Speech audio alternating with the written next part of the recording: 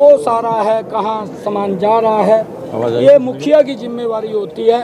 परंतु ये समस्याएं हैं, इन समस्याओं को क्योंकि ये लगातार आती रहती हैं, काम होते रहते हैं, फिर आएगी फिर हो जाएगी।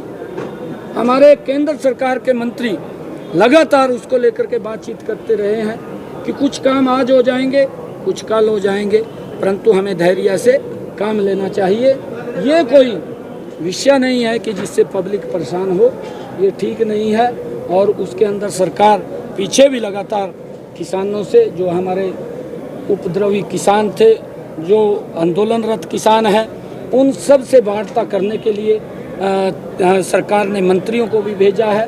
और अब भी सरकार ये चाहती है कि बैठ कर के इसका समाधान होना चाहिए।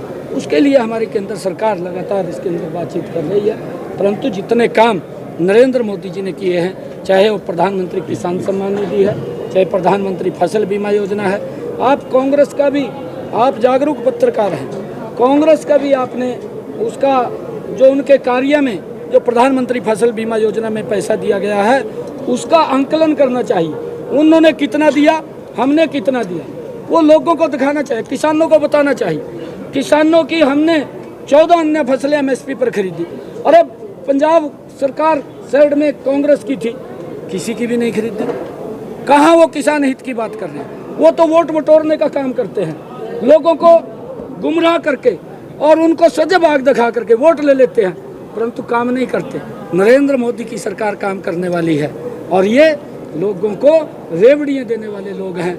ये मैनिफेस्टो से जो कई बातें ऐसी थी जो मैनिफेस्टो के अंदर भी नहीं कही गई। ये प्रधानमंत्री किसान सम्मान निधि कौन सा मोदी जी ने मैनिफेस्टो में कही थी? नहीं कही थी। 6,000 रुपये पहुँचा रहे हैं। प्रधानमंत्री फसल बीमा योजना, अरे उसका आंकलन करिए। मैंने बताया है 12,000 करोड़ रुपया हरियाणा के किसान को मुआवजा दिया गया है।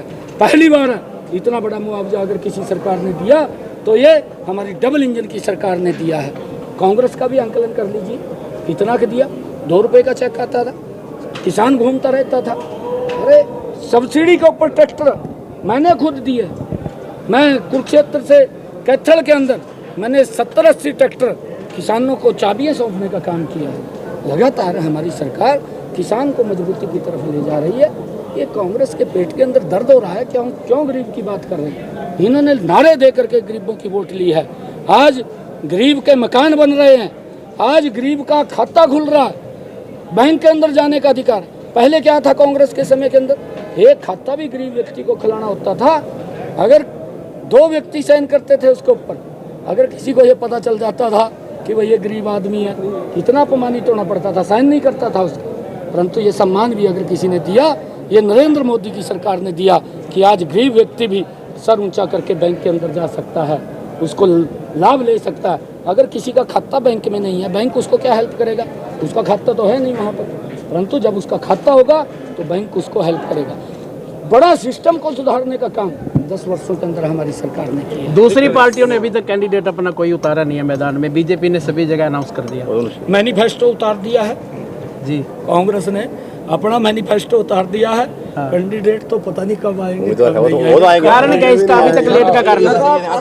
लेट का कारण क्या? आड़ती दामी लेट का कारण क्या? हड़ताल पे इंसाफ हरियाणा में नहीं, देखिए उनकी जो समस्याएं हैं, उन समस्याओं को हमने कहा है कि सुन करके जो वाजिब है उन समस्याओं के ऊपर विचार किया जाएगा।